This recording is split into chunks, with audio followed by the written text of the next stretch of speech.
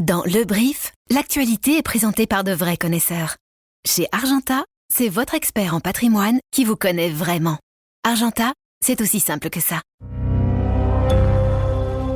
Bonjour à toutes et à tous, nous sommes le vendredi 28 août et voici notre regard sur l'actualité, l'essentiel pour celles et ceux qui ont l'esprit d'entreprendre. Le Brief de l'Écho. La dernière campagne de souscription au bon d'État agite le marché de l'épargne entre les banques qui promettent de meilleurs taux et les assurances qui lancent de nouveaux produits.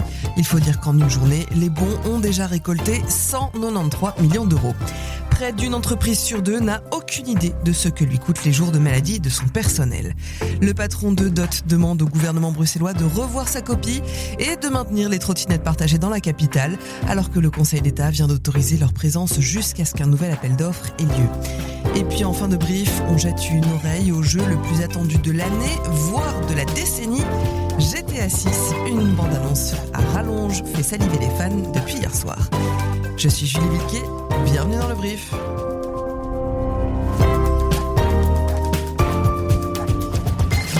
Le Brief. Cette info dès 7h. C'est à nouveau la saison des bons d'État et il commence déjà à faire bouger les banques et les assurances. Dès l'ouverture des souscriptions mercredi, les Belges ont placé 193 millions d'euros sur les nouveaux bons d'État, principalement ceux à 1 an qui offrent un rendement net de 1,93%. Pour en parler avec nous, Isabelle Dickmans. Bonjour Isabelle. Bonjour Julie. Dis-nous, 193 millions d'euros en une journée, c'est beaucoup. Alors qu'est-ce que ça dit de l'état actuel du marché de l'épargne ? Je dirais qu'en premier lieu, ça dit que les épargnants, lorsque les taux remontent, ils commencent vraiment à s'intéresser au rendement de leur épargne. Et donc, ici, ils vont se diriger vers un produit qui est quand même assez liquide parce que sur tous ces millions, il y a surtout 170 millions qui ont été alloués à des baux à 1 an. Et puis, ça dit aussi que le rendement actuel des comptes d'épargne réglementés, qui est actuellement de moins 0,7% en moyenne, c'est un rendement qui est beaucoup trop bas pour les épargnants qui sont à la recherche de quelque chose de plus rémunérateur. Et effectivement, les banques ont déjà commencé à réagir. Certaines ont augmenté les taux des comptes à terme. Les assurances proposent aussi des rendements plus intéressants. Mais pour les épargnants, tous ces produits ne se valent pas forcément. Alors concrètement, où est-ce qu'on peut trouver l'offre la plus intéressante aujourd'hui ? En fait, c'est assez difficile de répondre à cette question parce que tout va dépendre du profil de l'épargnant. Donc, il y a clairement des produits qui maintenant sont relativement plus intéressants, par exemple, que le bon d'État dans des produits de branche 21, mais ils sont assortis de conditions. Par exemple, il faut rester 8 ans investi afin de bénéficier des avantages fiscaux. Pareil pour les comptes d'épargne. Donc, aujourd'hui, il y a un compte réglementé chez MiDirect qui propose un rendement de 2,2%. Mais voilà, pour ça, il faut rester 1 an. On ne peut pas verser plus de 25 000 euros. Donc voilà, il y a toujours des conditions qui sont assorties aux différents produits. C'est pour ça qu'ici, le bon d'État, il est extrêmement simple. Voilà, on sait exactement ce qu'on va avoir dans 1 an. On peut verser autant qu'on veut. Voilà. Oui, effectivement, il y a des chances que le succès continue puisque les souscriptions restent ouvertes jusqu'au 3 septembre, ce qui laisse encore aussi quelques semaines aux banques et aux assurances pour tenter de retenir leurs clients. Votre entreprise sait-elle vraiment combien lui coûtent les absences pour maladie ? Si on en croit une enquête de Mensoura, près d'une entreprise sur deux n'en a tout simplement aucune idée et le coût de ces absences risque de devenir encore plus important.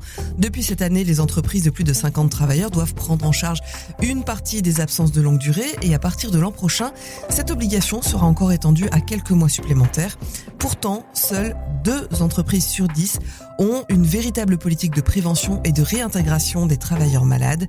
L'enjeu ne fait que grandir. Le nombre de Belges en incapacité de longue durée atteint désormais un record avec une forte progression des cas de burn-out et de dépression ces dernières années. À Bruxelles, les trottinettes partagées ne vont finalement pas disparaître tout de suite. Après la décision du Conseil d'État, un régime transitoire va permettre de maintenir le service jusqu'à l'organisation d'un nouvel appel d'offres. Mais pour DOT, ce sursis ne règle pas le problème. La fin des trottinettes est quand même prévue pour la fin de l'année. Le CEO de DOT, Maxime Romain, demande donc au gouvernement bruxellois de revoir sa décision ou du moins de consulter les usagers. Ça, c'est le plus important, je pense, pour les usagers. Malheureusement, pour les trottinettes, la décision pour l'instant d'arrêter le service à la fin de l'année est toujours confirmée. Donc nous, en tout cas, notre appel là-dessus, c'est de demander au gouvernement de faire une consultation avec les usagers qui impliquent les usagers qui aujourd'hui utilisent le service pour plein de raisons et revoir la décision. Donc peut-être qu'elle sera confirmée, mais à mon avis, il faut au minimum consulter les usagers qui aujourd'hui comptent sur le service, qui sont nombreux. Derrière cette bataille réglementaire entre DOT et Bruxelles, l'enjeu est aussi économique pour l'entreprise. Bruxelles est sa deuxième ville en termes de chiffre d'affaires. DOT y compte environ 4000 trottinettes et 2500 vélos électriques. L'entreprise assure d'ailleurs avoir investi quelques 8 millions d'euros dans sa présence bruxelloise depuis le début de l'année. Et cet extrait vient d'un entretien plus long que Maxime Romain, le CEO de DOT, a donc accordé à notre collègue Maxime Samin. Merci à lui pour cet extrait.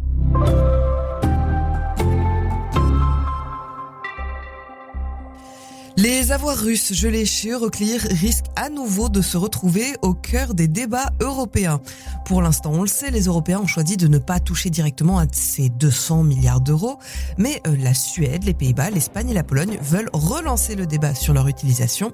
Elles estiment que le prêt de 90 milliards d'euros accordé à l'Ukraine ne suffira pas à long terme. Elles demandent donc à la Commission européenne de proposer de nouvelles solutions. Chez nous ici, la position du gouvernement fédéral n'a pas changé. Puisque Euroclear est installé chez nous, Bart De Wever craint toujours qu'on doive assumer seul les conséquences juridiques et financières si Moscou lance des poursuites.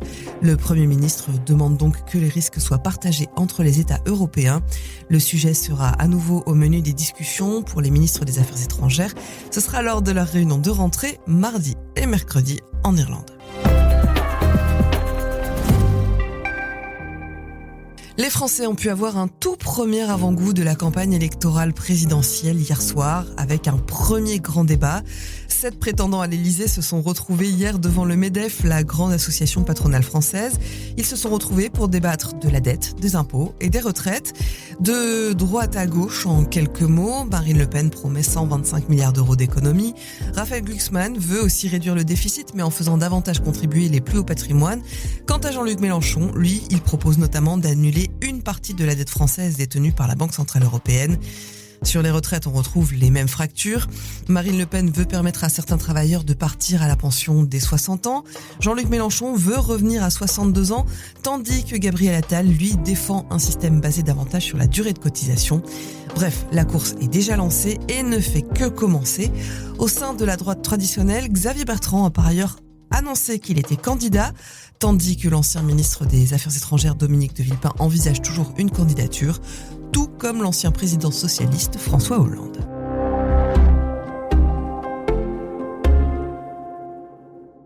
Une question maintenant. La zone de la gare du Midi à Bruxelles est-elle devenue une zone de non-droit ?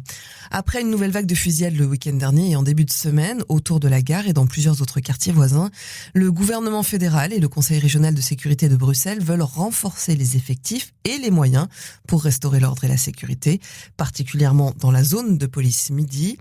Dans un tout nouveau brief spécial, Laurent Fabry tente de répondre donc à cette question en compagnie de notre collègue Julien Balboni et de Frédéric Van Leu, procureur général de la Cour d'appel de Bruxelles. Extrait.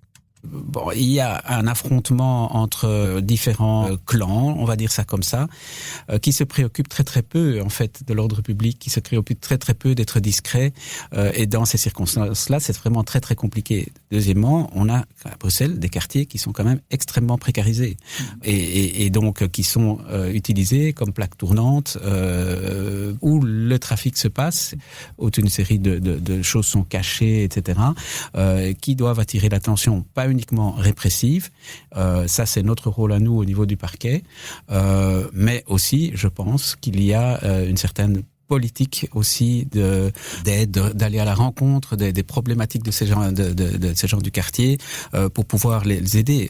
Un brief spécial que vous pouvez bien sûr retrouver sur vos plateformes d'écoute favorites et sur notre application. Je vous laisse le lien dans les notes de cet épisode.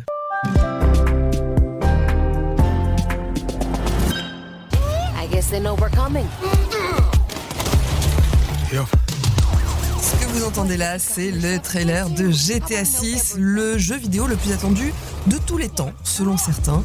Cette nouvelle bande-annonce durait 26 minutes et elle a été diffusée hier soir en avant-première sur Netflix. Un choix qui peut sembler étonnant, mais qui s'inscrit dans une stratégie bien précise de la plateforme. Alors, pourquoi Netflix s'offre cette exclusivité ? Qu'est-ce que la plateforme cherche à gagner en diffusant la bande-annonce du jeu avant même Rockstar, l'éditeur du jeu ? On a posé la question à Louis Viard, professeur de communication à l'ULB. Ça va permettre aussi de créer un pic d'audience massif. Donc à une heure précise, vous allez avoir des millions de fans qui vont se connecter en même temps sur la plateforme. Et même si cette vidéo, ce trailer, il va arriver ensuite quelques heures plus tard sur d'autres plateformes et notamment YouTube, ça va créer une sorte de sentiment d'exclusivité, d'urgence, d'événement spécial qui va qui va plutôt motiver, pousser le public à utiliser, à se connecter à Netflix. Et puis bien sûr, cette diffusion, elle s'inscrit dans une stratégie beaucoup plus large de la part de Netflix. La plateforme s'est lancée dans le jeu vidéo, elle propose même d'ailleurs les autres jeux GTA sur mobile. Netflix multiplie les autres formats, les autres contenus, parce qu'elle est tout simplement en train de changer de modèle pour devenir une plateforme de divertissement beaucoup plus large. Louis Viard. C'est vrai que ça, c'est une autre caractéristique importante, c'est qu'un trailer, c'est finalement un contenu dont les caractéristiques sont assez différentes de ce que Netflix proposait jusqu'à présent, des films et des séries.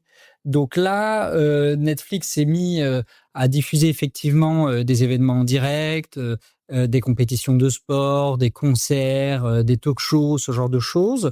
Et on voit ici que Netflix s'élargit à d'autres types de contenus qui sont des contenus qu'on retrouve habituellement sur d'autres plateformes comme YouTube ou comme TikTok, qui sont en fait aujourd'hui les gros concurrents de Netflix, voire même les principaux concurrents de Netflix.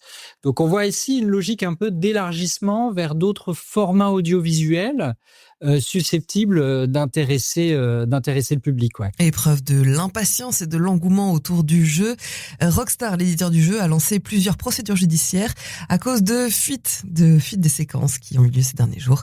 L'idée, c'est bien sûr de retrouver les auteurs de ces fuites et de les sanctionner.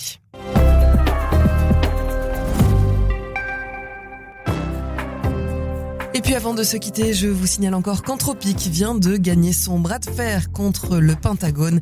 Une juge fédérale a estimé que les arguments de la Maison-Blanche n'étaient pas assez solides pour bannir légalement l'entreprise de la liste des fournisseurs du Pentagone. On s'arrête là pour aujourd'hui, mais le brief, bien sûr, revient dès lundi. Jean Faniel sera l'invité de Laurent Fabry pour préparer la rentrée politique. D'ici là, prenez le temps, passez un bon week-end et bien sûr, passez une très bonne journée.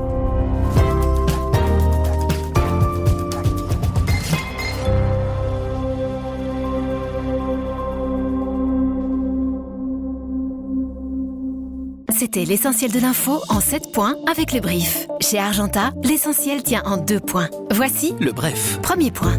Nous rendons le personal banking vraiment personnalisé, grâce à des conseils financiers à taille humaine, également pour les grands patrimoines. Deuxième point. Des investissements exclusifs et un banquier qui vous connaît. Voici comment nous faisons la différence chez Argenta, avec des conseils qui vous correspondent vraiment. C'était le bref d'Argenta. C'est aussi simple que ça.